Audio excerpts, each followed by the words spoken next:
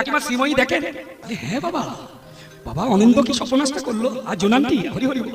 আমি বললাম কাকিমা তাহলে বলি শুনুন, কাকা বাবুর থোবড়া আর কোনোদিন উঠবে না। যে সময় শ্রীময়ীটা হয় ওই সময় তো তুলসী তলায় যাবার, তার মানে আপনি জীবনে তুলসী তলায় যাবেন। কি করে তুমি জানলে?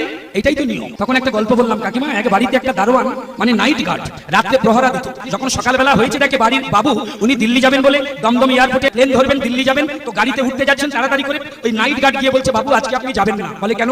বলে রাত্রিবেলা আমি ঘুমিয়ে ঘুমিয়ে স্বপ্ন দেখেছি প্লেন যেন অ্যাক্সিডেন্ট হয়েছে, খবরদার আপনি যাবেন না।